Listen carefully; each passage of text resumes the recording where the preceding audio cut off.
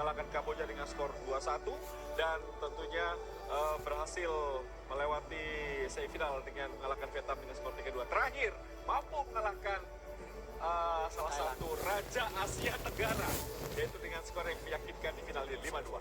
Bukan hanya salah satu, satu-satunya Raja Asia Tenggara. Mereka kolektor emas terbanyak, mereka kolektor gelar Piala AFF terbanyak, dan kita tahu bagaimana hanya Vietnam bisa mendekati itu. Tapi sekarang setelah Vietnam 2 tahun berturut-turut mereka mendapatkan medali emas, sekarang giliran Indonesia mengalahkan Vietnam di semifinal dengan skor meyakinkan, dengan drama yang luar biasa. Dan akhirnya kita juga melihat lagi bagaimana mentalitas dari para pemain yang juga tampil sangat luar biasa, memberikan medali emas untuk Indonesia, untuk Merah Putih. Ya, kita berikan aplaus tentunya untuk Vietnam meraih medali perunggu setelah mereka berhasil meraih medali emas di tahun 2019, 2021, dan mereka gagal untuk 3 kali secara beruntun meraih medali emas setelah mereka harus disingkirkan oleh Garuda Nusantara dengan skor 2-3 di semifinal, dan mereka berhasil mengalahkan lawannya di perebutan peringkat ketiga Myanmar dengan skor 3-1. Ya, ini kita lihat.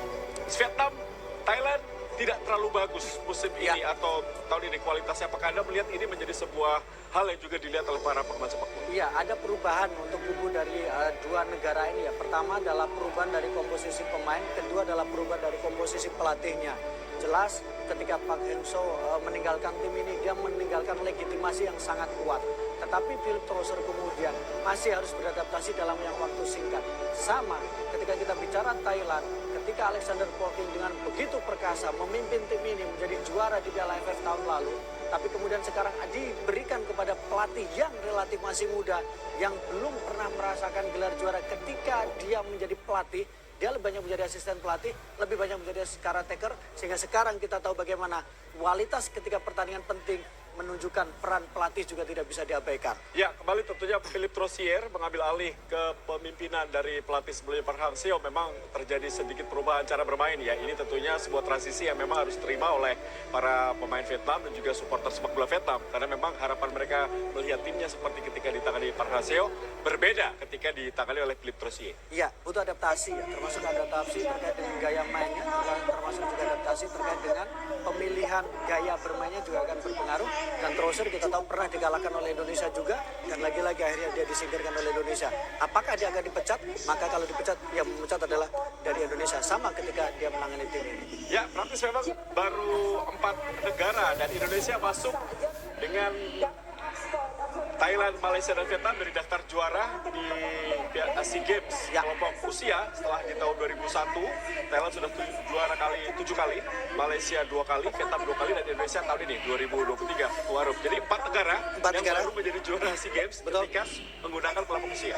Ya, dan artinya kita masuk daftar itu ya. Setelah beberapa kali kita harus puas menjadi runner up.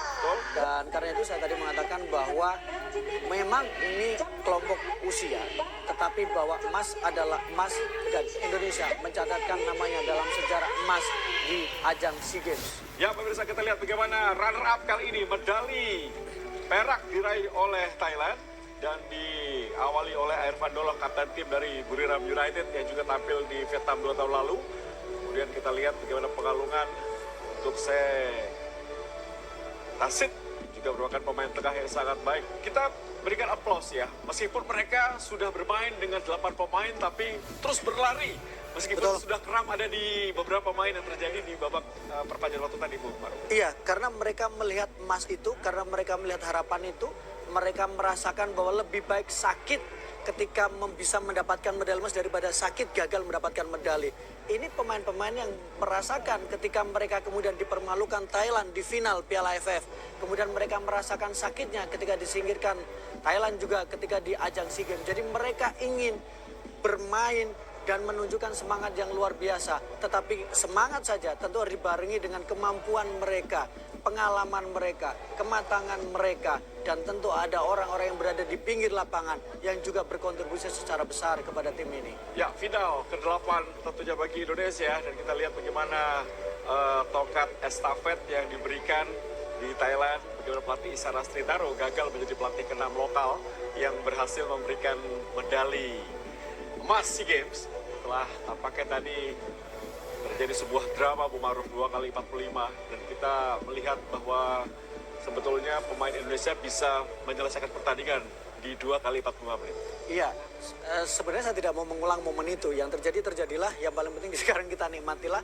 Tapi itulah kadang Bung, bagaimana ketika dalam sebuah situasi pertandingan yang begitu ketat, memang ada momen-momen memang sedikit kesalahan akan menjadi salah satu catatan yang sangat penting.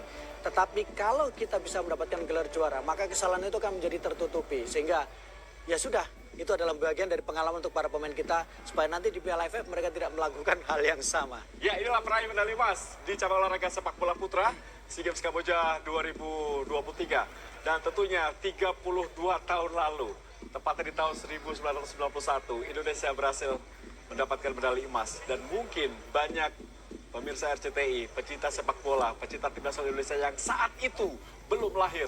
Dan kita bersyukur, alhamdulillah kali ini merasakan sebuah momen yang akhirnya berputar kembali untuk hidup kita di 30 tahun kemudian di tahun 2023. Kita merasakan momen ini, Bung Maruf. Ya. Momen yang sangat mahal, momen yang sangat langka. Karena itu ini adalah kesempatan terbaik untuk melihat salah satu sejarah yang baik untuk sepak bola Indonesia. Dan Indonesia layak mendapatkan itu dengan setelah semua yang dirasakan dengan kondisi sepak bola Indonesia. Ya, semoga ini menjadi satu hal baru, awal mula kebangkitan sepak bola Indonesia, karena kita masih mulai banyak agenda, Bung Maruf, tentunya ke depannya ada Piala Asia, kemudian kita juga berharap Piala AFF yang sudah lama kita inginkan tapi tak kunjung datang ke tanah air, semoga bisa kita capai atau kita dapatkan di kemudian hari nanti dengan sebuah semangat baru, seperti yang dikatakan step by step. Satu hal, barrier pertama sudah berhasil dipenuhi, berikutnya step kedua. Betul, dan itu yang paling penting ya. Jadi barrier itu akan menjadi salah satu, seperti orang bilang bahwa kadang ketika bicara di level yang lebih tinggi, mentalitas juara itu sangat penting. Dan ketika kita tidak pernah mendapatkan mentalitas itu, maka akan sangat sulit untuk bisa mendapatkan momen juara itu. Nah sekarang ketika kita sudah mendapatkan mentalitas juara, kita sudah merasakan momentum juara, tentu akan ada peluang yang lebih besar lagi, dan harapan kita akan bisa selalu merasakan gelar juara. Ya, saya beri apresiasi untuk seluruh pemain dan pelatih ya. Tapi kalau boleh memilih dari kacamata Anda, pemain mana yang pantas dijadikan pemain yang paling stabil, paling konsisten sejak awal SEA Games hingga partai final? Pemain yang sekarang jalan di urutan pertama adalah pemain yang paling stabil, pemain yang Rizky Ridho, pemain yang memang layak untuk menjadi leader, pemain yang syarat pengalaman. Bersama dengan timnas Indonesia, bersama dengan Persebaya Surabaya, dan layak dia mendapatkan kalungan medali emas pertama. Dan dia sekarang menjadi leader, menjadi bagian dari sejarah untuk sepak bola Indonesia. Kita juga harus memberikan apresiasi kepada Marcelino, muda, pengalaman, dengan jam terbang. Sekarang bermain untuk salah satu klub Eropa, sangat tenang berada di lapangan dan tidak mengecewakan, meskipun tadi beberapa kali agak membuang peluang. Ya, bermain di klub Dense di Liga Belgia, kemudian juga ada Arhan Pratama, pemain juga bermain di Liga Jepang, dia tidak tampil tapi itu memberikan hal yang sangat luar biasa di partai semifinal. Ramadan Sananta, Ya, Ewako. Betul sekali, pemain PSM Makassar yang tentunya juga memberikan 5 gol, masuk Fajar Fatur Rahman mendapatkan julukan dari Menpora. Ya. Bahwa memang golnya tadi membuat diri juga mencatatkan diri menjadi top scorer ya, bersama dengan pemain Win Fantum dan juga Ramadan Sananta. Ya, satu pemain yang menurut saya juga harus mendapatkan apresiasi adalah Witan Sulaiman, karena dia sudah sering merasakan bagaimana tidak mendapatkan gelar juara setelah berkali-kali ke final. Tapi untuk di level yang memang lebih tinggi, kalau AFF dia sudah merasakan itu. Ya, Dan dan rotasi sangat baik dilakukan oleh pelatih sehingga Betul. kebugaran pemain tadi terlihat ya. Mereka siap bertarung 120 menit. betul, termasuk pergantian-pergantian yang dilakukan juga berlangsung dengan sangat baik ya. Ketika Rio Fahmi masuk, bagaimana energi yang diberikan. Ya. Ketika kemudian tadi penampilan Irfan Jauhari agak lambat di awal, agak panas ketika baru masuk. Tapi begitu memasuki babak kedua sampai babak perpanjangan waktu, babak pertama sampai perpanjangan waktu babak kedua, dia melakukan dengan sangat baik dengan kecepatan yang dimiliki. Ya, semua pemain berkontribusi dengan porsinya masing-masing. Kita lihat juga Alfian dan Dewangga ini bermain sangat baik sebagai seorang defensive midfielder, memberikan roh, memberikan irama permainan ketika transisi bertahan dan menyerang. Betul. Salah satu yang menurut saya agak menonjol adalah kemampuan dia ketika dia bisa bermain dalam beberapa posisi. Orang awalnya memprediksi bahwa Dewangga akan bermain di sisi kiri menggantikan posisi dari Arhan. Tapi justru Coach Indra Safri mengambil keputusan lain, memasukkan pemain yang minim pengalaman untuk tampil di laga final, Haikal. Dan ternyata Haikal awal-awal sempat agak gugup, awal-awal sempat beberapa kali kecolongan, tapi pelan-pelan dia bisa beradaptasi.